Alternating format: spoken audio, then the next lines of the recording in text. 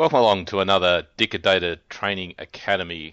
My name is Robert Crane, and we are now into the financial year of 2015-2016. So hope everything's gone well for you, and we're looking forward to some improved opportunities come the new financial year. So the webinar has kicked off, and I have kicked off the recording. So this will be saved and uploaded to the Dicker Data Training YouTube channel for your later reference. If you have any questions during the session, after the session, or perhaps that come to you in the middle of the night about Office 365 and the information that we're covering here, please send that to microsoft.sales@dickerdata.com.au. Okay, so as we've been doing now for a little while, we've had a number of webinars introducing resellers to Office 365, and now we're going to start getting a little bit deeper into each one of the sessions. So our session today will be on the introduction to SharePoint and OneDrive, but in the coming weeks, every Wednesday in July from 11 till 11:45, we'll be covering Office 365 with PowerShell, so that's next week. On the 15th, we'll be looking at introducing Office 365 and Azure, so how those two products work together, how you can do some customizations and answer some of those questions for you. And then on the 22nd, we will look at what Yammer is, how it works, and how it can be rolled out to an organization. Now with that, our agenda for today will be looking at what is SharePoint, what the SharePoint plans with Office 365 include. We'll do some brief working with SharePoint, so hopefully some uploading some documents, give you a bit of idea how to do the very, very basics. We'll cover some simple site administration, so some basic tips on how to do a bit of admin, give you a bit of an idea on permissions, because permissions obviously are required and will be important if you're moving your file data into SharePoint and OneDrive.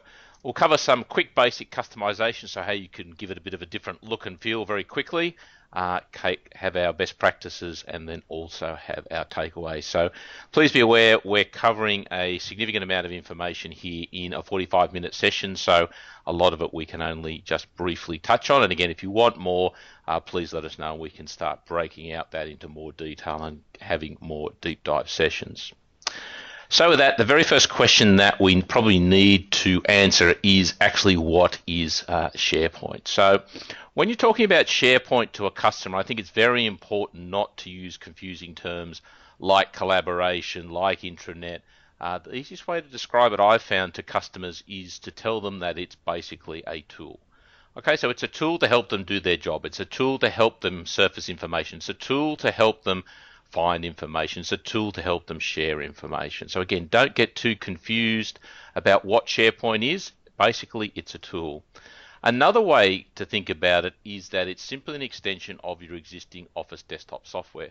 So things like Word, Excel, PowerPoint, OneNote, and even Outlook can be used as an extension of SharePoint. So think of SharePoint as a way to bring all that information, all that Office documentation, plus other stuff, all together in one simple web-based location that people can access anywhere at any time. Now, remember that customers generally are looking for things, preferably tools, to solve their business problems. Why is Microsoft Office, and especially something like Excel, such a common product on customers' desktops? Because it gives them the flexibility to create a solution that they need. Now, in many cases, it's not the best solution. In many cases, they need more training, but they use it because it gives them that flexibility to create exactly what they want quickly and easily. And something like SharePoint is in fact no different to that. It's an extension of their abilities to do that. So again, don't get lost in the big enterprisey terms of document management, especially when you're talking to customers who've never experienced SharePoint before. Highlight that it is basically a tool that they can customize to solve their business pain points. Now, don't forget that SharePoint is also used to surface other technologies from Microsoft, so like Project Online, CRM Online, Power BI, all of these are surfaced basically through SharePoint. So SharePoint is a critical technology that has been around since before the year 2000. So it's not a new technology, and now it's becoming more and more dependent that it's being used with cloud-based systems like Office 365. So let's dive in and just clarify some of the different versions of SharePoint. Now, there are fundamentally two on-premise versions which many people are probably familiar with. The one that most people are probably familiar with is SharePoint Foundation. Now, that SharePoint Foundation was part of Small Business Service. So you would have Windows SharePoint Services or SharePoint 2010 Foundation, for example. Then the upscale model on-premise was SharePoint Server, so SharePoint Server 2013, 2010, or whatever. Now, in the cloud, we have two very similar versions as well. We have basically what's known as Plan 1 and Plan 2. So in rough terms, SharePoint Foundation is very much like Plan 1, and SharePoint Server is a lot like Plan 2. So again, think of it in those sort of terms if you're familiar with the on-premise versions. Now, what does Foundation or Plan 1 include? So Foundation and Plan 1 with Office 365 includes all the core functionality. So you can basically create document libraries, lists, calendars, contacts, upload documents into it, connect to your Office documents. All the basics that you're used to doing with SharePoint can be done with Plan 1 or the Foundation on-premise. Now, Plan 2 provides all of the facilities of Plan 1, but includes things like our social networking, our business integration with SQL databases, allows us to create intelligent forms, use enterprise content management, and do things like e-discovery, hold, and export. So again, Foundation, which is the standard version you get with SharePoint, is all the base stuff you need for most people, and then Plan 2 adds all the enterprise and advanced features on top of that. So what is SharePoint Online? Okay, so let's have a look at what actually SharePoint Online is. So basically at the moment, as we stand, SharePoint Online is SharePoint Server 2013. Very much the same sort of functionality that now Microsoft has installed and is running in their data centers. If you've ever tried to install SharePoint Server 2013 on-premise, you know it's quite a complex job. It requires multi-server environment, it requires Office web apps, it requires indexing servers, SQL servers, so that's quite a complex beast these days to maintain. Now, SharePoint Online includes what's called team site. So a team site is a location where users can put information that they're working on together that no individual generally owns themselves. So again, think of a team site typically of what we've seen before with our Windows SharePoint services.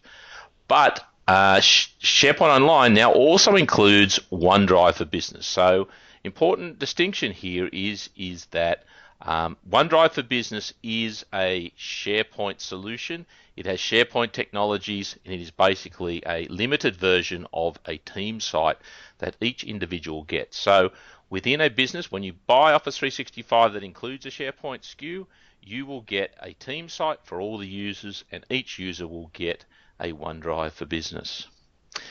SharePoint Online also includes Office Online. So this means that you can edit and view all your Office documents basically in a browser. So Word, Excel, PowerPoint, OneNote, all those sort of applications you can edit, update, save, create directly in a web browser using Office Online. You can obviously use your traditional desktop, but the SharePoint Online comes with the ability to work with Office Online. It also includes encryption at rest. So what that means is the data that is stored in SharePoint on the file servers that are in Microsoft's data center are encrypted at rest. So every piece of data is basically broken up into smaller components, given its own encryption key, stored on different databases on different servers. So again, this conforms to all the major security requirements like HIPAA and EU Safe Harbor. So again, very secure, very strong out of the box. The other thing that it includes SharePoint Online, it also has the ability to have what's called free external user access. So what that means is you can have an external third party who only needs a Microsoft account, Hotmail, or whatever, and they can access, you can give them access to your SharePoint site without any cost. So that means they can come in and contribute to your site, upload documents, view documents, and collaborate in a project environment without any additional cost. There are free, there is no restriction on how many external users you can have. And what we're seeing now is that SharePoint Online is now including Yammer. So Yammer is an enterprise social network that allows people to collaborate better and basically surface information that would normally be siloed within emails. So what plans include SharePoint in Office 365? So the first place to start is you can buy SharePoint as a standalone product. You can buy that with Plan 1 features or Plan 2 features standalone. So no email, no Skype for Business, basically standalone plans. Now that will include, as I've got the icons here, a SharePoint team site, OneDrive for Business, and also Yammer in both plans. Then you could also buy OneDrive for Business. So for example, some of the business plans include just OneDrive for Business standalone, which means every user gets their own personal area to store information. They don't get a team collaboration site, but they do get their own storage site with OneDrive for Business. But you can certainly buy that standalone. Now, if you buy the business plans, which are the Business Essentials and the Business Premium, you're going to get SharePoint Online Plan 1 included in that suite, which means you'll get team sites, OneDrive for Business, and Yammer. Now, if you buy Enterprise E1, you're going to again get SharePoint Online Plan 2 with all the features of, Plan 1 with all the features of Plan 1, SharePoint, OneDrive, and Yammer. But when you go to the E3 and the E4 plan, that's when there's an upgrade. You are now utilizing SharePoint Online Plan 2 with all the features, the enterprise features that I indicated previously. So Online Plan 2 has the more advanced features, form services, access services, those sort of things. And again, you only see those typically in E4, E3 and E4 plans. Now, the other option that you do have, there are kiosk licenses. Kiosk licenses are a very cheap way for users who are only using the web to access the SharePoint Teams site. So kiosk users don't get a OneDrive for Business, but they do get the ability to access the Teams site typically via a browser. So great for back office, maybe a warehouse, people on the road who don't need huge amounts of access. So what's the difference between Plan 1 and Plan 2? Now, importantly, as I note there, both of them include team sites, OneDrive for Business, and Yammer. So Plan 2 includes everything in Plan 1, plus it includes Excel services, which means you're able to basically embed complex Excel spreadsheets and display them directly in a browser. Access services, you're basically able to publish a database up from Access up to SharePoint, which means that, for example, you could put a web front end on a complex database solution and provide a nice solution quickly for users. It also includes form services. So InfoPath is something that comes with Office Pro Plus, allows you to create what's called complex forms. So what I mean by a complex form is the form can say, for example, that the input field, maybe it's a phone number, is not in the right format. Maybe the postcode is too big. Quantity times price to give you a total result. So an intelligent form does a lot of work behind the scenes. You can create that in InfoPath, publish that into your SharePoint Online Plan 2, and users can use that. So a great way to help reduce the paper overhead within an office. Plan 2 also includes e-discovery, hold and export. So all SharePoint plans include the ability to run searches across the information. But if you want to place an item on hold, which means that if a user makes changes to it, the original is kept for legal purposes, or you want to export that information so that maybe it's got to go as a legal request to another business, you can only do that with Plan 2. And there are a number of other advanced options that are available only in Plan 2 as opposed to Plan 1. So again, make sure that you check the differences between the plans, and as we've mentioned before, it's much easier now to upgrade from any of the suite standalone plans into more advanced plans. You can also mix and match between plans, so that means you can target users who have the need with the right license SKU.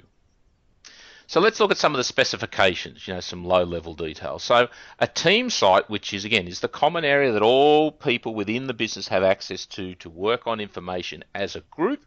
At the moment, you get 10 gigabytes of space plus half a gig per user. So if you've got 10 users, you get an extra 5 gig of space, giving you 15 gigs in total. Now, Microsoft recently announced that they will be increasing this limit shortly to a starting point of 1 terabyte for all team sites, and then another half gig per user. So again, people who have those already set up will see that increase available. We expect that in the next month or so. OneDrive for Business, basically every user currently gets 1 terabyte of space per user. So you can see the big difference at the moment between a team site and OneDrive for Business. Remember that 1 terabyte is per user. OneDrive for Business is designed to be a location in which users can store their personal files. So rather than storing it on their C drive, the idea is that they put it into their OneDrive and make it available wherever they are. You'll also notice that there are a number of dedicated apps on devices that allow you to quickly and easily access that information no matter where you are. Now, as with team sites, the team sites are scaling up from 10 gig to 1 terabyte. OneDrive for Business is also being scaled up to effectively unlimited per user. So there'll be no limit on how much individual information that a user can put in their OneDrive for Business. So remember, I mentioned that there's also free unlimited external user access. So as long as an external user has a Microsoft account which they can tie to their existing email address, you can then provide them access to an area within your SharePoint team site, and they can come in and collaborate as a full user to work with you. So this is a very good way to work with what they call an extranet, external parties, projects. Great way also for resellers potentially to work with their customers. They could have a customer portal in SharePoint, and then they could share that via an email address with their external users.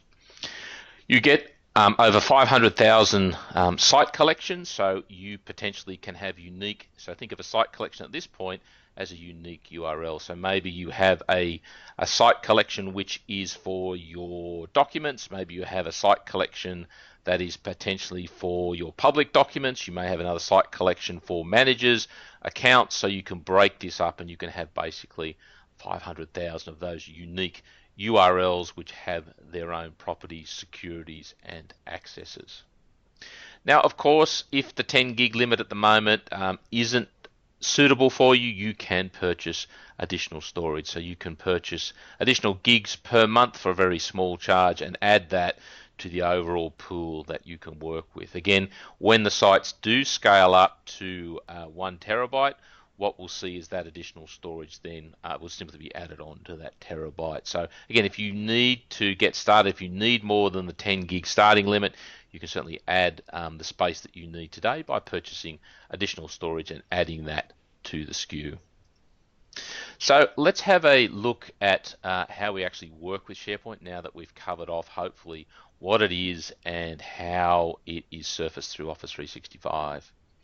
Now, the very first point that I will call out to you is that Office 365 is not Server 365. Now, what I mean by that is that it is not just a simple process of copying files from your on-premise file shares into somewhere like OneDrive or into somewhere like a team site. The important thing to remember here is SharePoint is a collaboration platform first and foremost. So it's a system that's designed to have document management, things like check-in, check-out, version control. Again, it's a very different environment from what most users are used to with traditional files and folders. So again, not that it's better, not that it's worse, it's just important to understand that is not a file server in the cloud. It is actually so much more than that. I would also put it to you that if all you're looking for is just a place to store information, Okay, so if you're just looking to, or clients are just looking to have a place in the cloud that so they don't have to have an on-premise file server and they want to maintain exactly the same look and feel, map drives, files and folders, very simple files and folders like they have now, SharePoint may not be the best solution for you because it's going to cause them a lot of frustration. Now, the thing I would say is that most clients who initially say that they want just files and folders and want it simple, once they see the features, once they start using the features of SharePoint, they see the benefit, they appreciate the value of the product. And that's where it's important from a reseller's point of view to make sure that you highlight all the value, all the features, all the additional things that SharePoint can do above and beyond what a traditional file system can do. Because in a lot of cases, that's where users want to work. So typically people will have information in their emails, they'll have attachments, they'll have files in their file shares, they might have conversations and other information. That's all in different locations currently, but something like SharePoint, which is a true collaboration platform, can bring all that information into one area, and then you can permission that and potentially make that available to external parties. So rather than it being in multiple locations spread over multiple people, you can put it in one location in a nice web interface that everybody can interact with. Remember that if you're just selling pure storage, so if you copy files or move them from a file server based system of storage to a web version of storage, there's not much productivity gain there. They're just files and folders again. You lose a lot of the power that you get with version control, check-in, check-out, version history, document routing, all these really powerful features that people need to control their information. So again, I don't see a lot of advantage or a lot of productivity gains to be made by simply moving information from a on-premise storage to a cloud storage without adding features and benefits. And that's exactly what something like SharePoint can do. And remember that, again, to get the most out of it, you need to use the tool in the right way. So sure, you can use something like Excel as a word processor. You can type in things in the field and you can do edits and you can do spell checking, but Excel is not the best tool to do something like word processing. So again, this is where you need to appreciate what the product can do, what its strengths are, what its limitations are, and again, make some adjustments. And again, the benefits outweigh the disadvantages, but most importantly, it is a very different environment than most people are familiar with. So when we look at the structure of SharePoint at a very high level, what we have is a site collection. So a unique site collection which we create in Office 365. Now inside that site collection is a home site, okay, the top level site, so think of it like a file structure or a tree. Within that site we can have a number of different apps. So in this case we have so we appreciate if anybody's not on mute, if they could mute themselves. So basically what it is I have an app. So in here I have three apps. A document library is an app, a calendar is an app, and a contact is an app. So I add an app to my site. Inside that app are items. So inside my document library are files. Inside my calendar app are calendar appointments. Inside my contacts are individual contacts. Now also within a site I can create a number of subsites. So a subsite is basically replicating this site at a further level. Now why would I do that? Now let's say for example I have a top level site that everybody can get to, but maybe this subsite here is just for accounts. This subsite here is just for HR. So again, I can now start creating sub areas for each one of those locations. Now each of those locations can have their own apps, they can have their own subsites, they can have their own items, they have their own security. So again, think of it like a tree structure. The site collection contains all the sites, and then you start with a root site at the top which can have apps, and then you can build off from that further subsites and items below that. So again, it's a bit like a file structure, but again, think of it like a website in that respect that I can add all different applications to. So the most common item that you'll be working with is a document library. Now a document library is designed for documents. Now what we can do here is we can upload documents into this, but we can also create new documents from the menu across the top. We can also upload a single file at a time, so we can just use the upload button and we can upload a single file. But we can also upload multiple files by dragging and dropping and basically mapping our Windows Explorer. We can also use the OneDrive for Business Sync tool. So all the document libraries within SharePoint as well as OneDrive for Business can be synchronized to the user's desktop. Now there are limits around what works and what doesn't work there, but you can certainly synchronize that information to a desktop. Now you can also, of course, use third-party tools as well to achieve that. So don't rule out the fact that there are third-party tools available to do that. So what we'll do is we'll keep working through this, and if time permits we'll just jump into a demo and I'll show you some screenshots, but let me keep moving through the material here just so we can make sure that we cover all that and then swap over to the demo. Now let's talk about some simple site administration. How do we do some basic site administration? Well, the way that we do that is we go to the cog in the top right corner of our SharePoint site and we select that.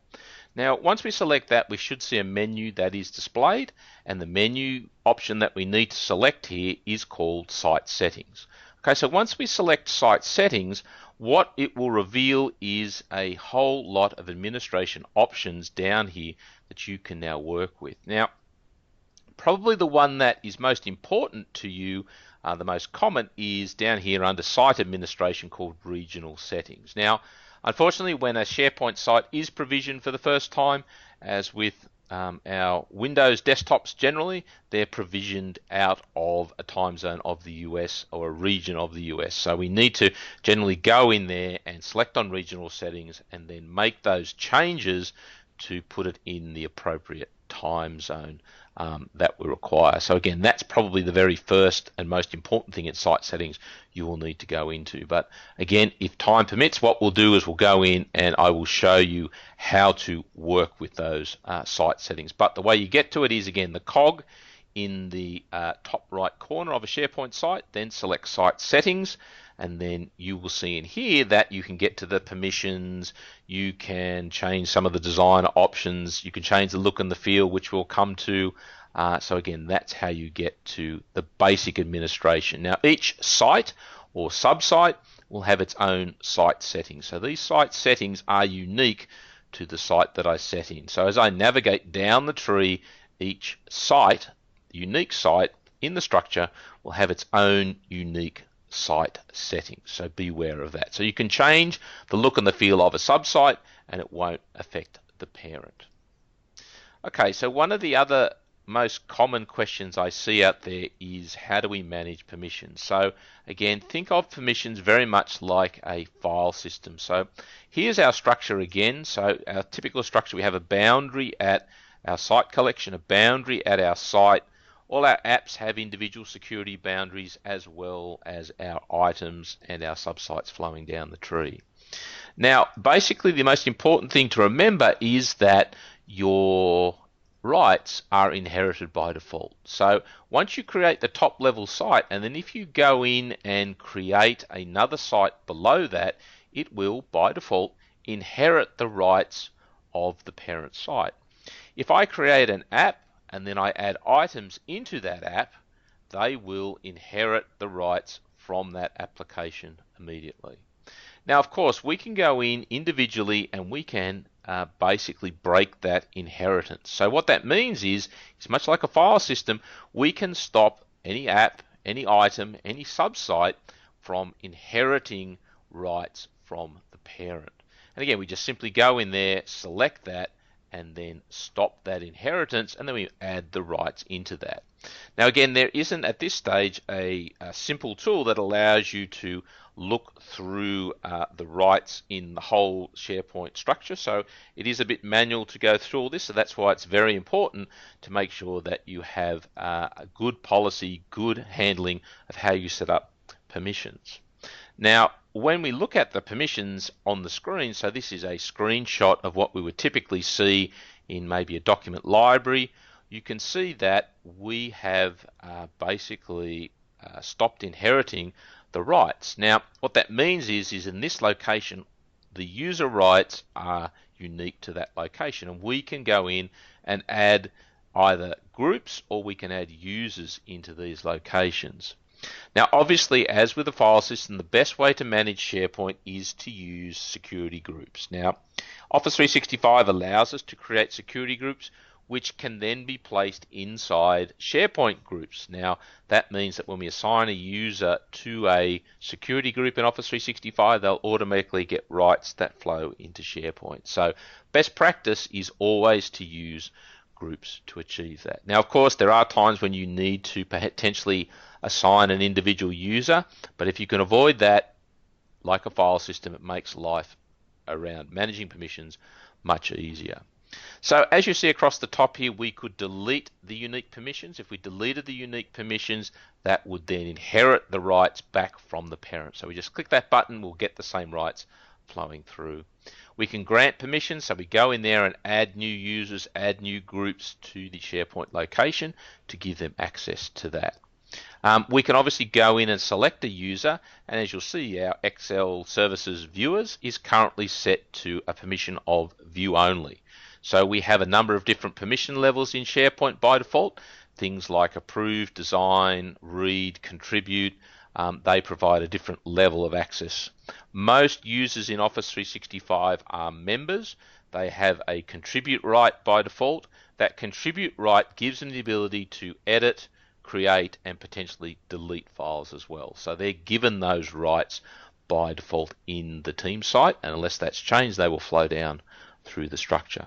But here we can select the user, we can go in and then edit that user, and we may change their rights. Potentially, let's say we change them from view only to maybe contribute. So you can change each user's individual right level. We can remove their permissions, so again, that user will not appear there.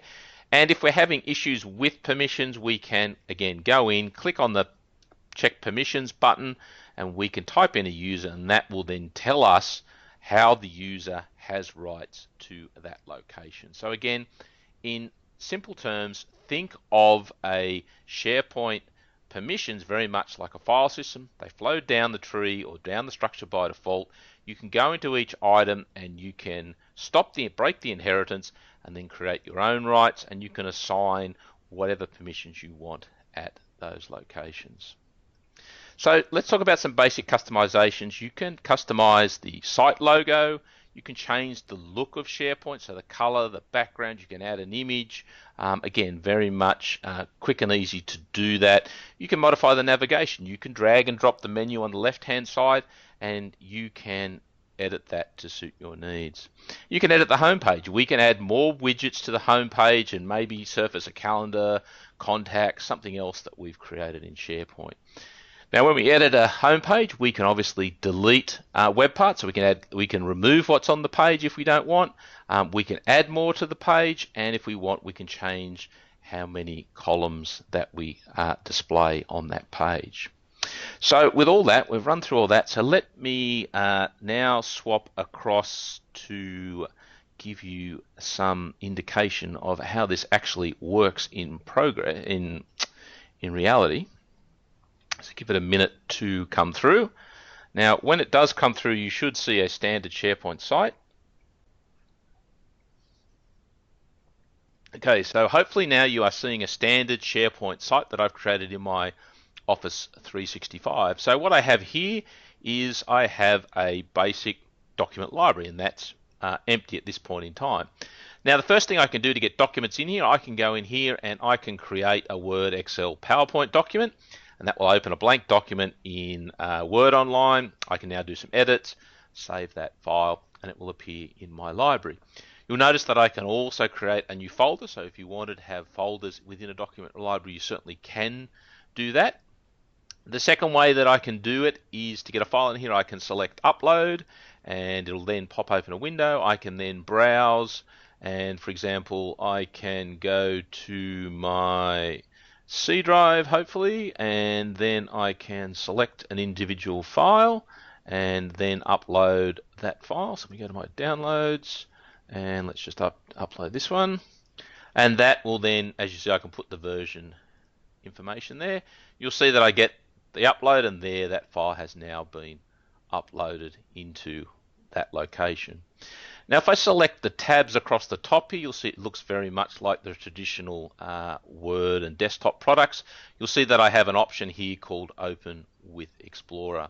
Now if I select that, that will take a minute to launch the Windows Explorer desktop application, and you'll see what it does is it will then map my SharePoint library directly to that location using Windows Explorer. It doesn't want to do it because I'm running Windows 10, and then you can drag and drop into that library. So you certainly can use that Windows Explorer option to map directly to this location, and then you can basically drag and drop files. Now the other way that we can do this, for example, is, again, what you may not appreciate is if I go to my C drive again, go to my downloads and maybe pick a couple of files here, so let's pick these two. I can now drag and drop these directly onto the browser. So as I drop it over the browser, you'll see in the background there that it is uploading those files for me. Now the other option here is I can synchronize. So now once the files are in this document library, if I now push sync, it will now run the OneDrive for Business Sync client in the background. It will now start synchronizing those files to a location basically on my desktop. I just hit sync now, and that synchronizing will take place hopefully. And what we should see then is that in our list of files here, which I've already done, you see that I have my OneDrive for Business. I've already got some files here that are synced, and you'll also see that I have a number of SharePoint document libraries. So I'm synchronizing both my SharePoint and my OneDrive for Business at the same time. So here's my OneDrive for Business, and here's some synchronized SharePoint document libraries. So that's the other way that we can get information into that. Now to quickly look at the site settings. So again, we go up to the cog in the top right corner, we go into site settings. Okay, and that'll take us into the admin area at the back as I showed you. Now, again, the important thing here, probably for most people, is to select regional settings. So if you select regional settings, you'll see here that I can change the time zone, but unfortunately what happens 9 times out of 10 is the English is set to the US rather than Australia, so we get funny dollars and funny month, day, time. We set that to Australia, and then basically go down the bottom, go OK. That will save that, then apply that throughout our organization, throughout our structure, or throughout this site in this case. So again, that's how we work on that. To work on permissions, again, I go into basically what I'll do here is I will show you the permissions for a document library. So I go into my library again. You'll see over here that I have library settings on the right hand side. If I select that and go into the permissions for this document library, now I'm working on the permissions just for this dedicated app. And at the moment, you'll see that it is inheriting permissions from the parent, which is the site. Now, if I want to change that, I can, whoops, I didn't want to do that. I didn't want to manage the parent. I wanted to stop inheriting permissions. So it's now going to say, do you want to do that? I go, okay. It's now going to create unique permissions. So now what I can do, for example, say, you know what, I don't want visitors and Excel services people to be in here, so I'm going to remove those users. What I'm also going to do is, for example, grant permissions to a user. So if I put in a user here, it should do an Office 365 lookup for me. Select options because I don't want them to get an email, and you'll see that I can select their potential permission level. So in this case, I'll leave them as contribute and go share, and we'll now see that that person has been added to the permissions for this location. Remember, these are unique. Now if I want to overwrite those and basically inherit again, I just select the delete unique permissions. It says, do you want to do that? And you'll see that it will be put back to the way it was before. So that's how easy it is to basically do the permissions. But as with a file system, make sure that you plan that out and manage it, because being a web-based system, it is a little bit more cumbersome to work with than a file system. Now we can change, for example, the logo that I mentioned in this top left corner. So the way we do that is we go into our site settings, and one of the options here is title, description and logo. So I'm going to select that. Then I'm going to go in here and insert the logo from my computer. I will now browse to that location. I've uploaded a graphic, so I'll just pick a standard graphic here, go OK, and that will now, should have now uploaded it and put it into the location again. There it is. Well, it's not displaying, which is unfortunate. But again, I am using Windows 10 here, so I haven't worked out all the kinks. But typically, what you would see, I'll just try that once more. So let me upload from computer, browse to that, and basically it should upload directly into this. And go OK. Let's see what happens this time. Put it in that location. If I go OK, does it save it? No, it doesn't like it for some reason. Okay, well, we won't dwell on that, but that's basically how you would add a logo to the top corner there. Now, to change the look again, I can go into the settings up here. I can go into an option here called Change the Look. Now, what Change the Look will do, it will allow you to apply some overall branding to your site quickly and easily. So you see here I've got a number of templates. So let's say that I want to make this one green. So I select the green option. What I can do is I could drag an image here, or I could, again, change the background here. So that probably won't display. So again, just upload the image. I can change the colors, my scheme, but I'm happy with that. I go try it out. It will now show me an overlay of that site, and then I can then apply it to my complete SharePoint site. Now, where this is very handy is when you have multiple subsites and people moving between different locations. You can generally change the look and the feel quite quickly and quite easily, so that they know where they are navigating at any point in time. So again, my machine here seems to be playing up a bit. Here we go. Okay, so it's now applied that. We'll now hopefully see an update. I'm going to select to keep that just anyway. And that will now apply green over the top of my site quickly and easily. So if I go back to my Dicker Data site here, you'll see that, again, I have now got a green look and feel. As I mentioned, you can edit the navigation bar. So if I hit the edit, you'll see that I can add a link. I can delete these links. I can actually drag and drop these links. So for example, I should be able to move documents under site content, save that. You'll see that the navigation is different. I can also edit the links across the top of the page here to update that. Now, if I want to change the look of the page, as I mentioned before, I can go in here and I can go edit the page. So I'm now editing this front page. You'll see what I can do, for example, is you know what, I don't want this widget on the page, so I'm going to delete that. Yes, that's going to remove it. So it just removes the widget. It doesn't delete the data. So again, think of it like a widget on the page. I can now type in some text. I can now format that with the ribbon basically across the top here.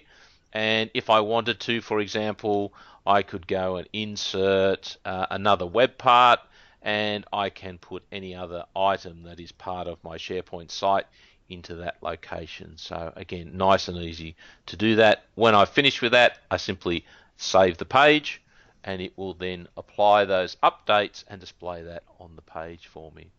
Again, what I can do is if I edit the page, I can go in here and you'll see that I can quickly change the text layout from what it is now with a header and 2 columns, and let's say maybe I just want 1 column, and then save that. You'll see that it updates that display to be that immediately. So that's how easy it is to do some basic customizations of the SharePoint site, change the layout. But as you hopefully can appreciate, there's a significant amount of more that can be done with SharePoint, and just giving you a quick overview on that.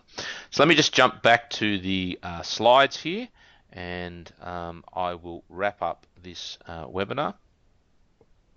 Okay, so that was a very, very quick demo. So some best practices for you. SharePoint is more than just web storage, okay, which means you're going to have to invest a bit of time understanding how it's different, why it's different, some of the differences, and obviously conveying that to customers. Team sites are always the best place for shared files. A lot of people seem to think that OneDrive is the place to replace a file server.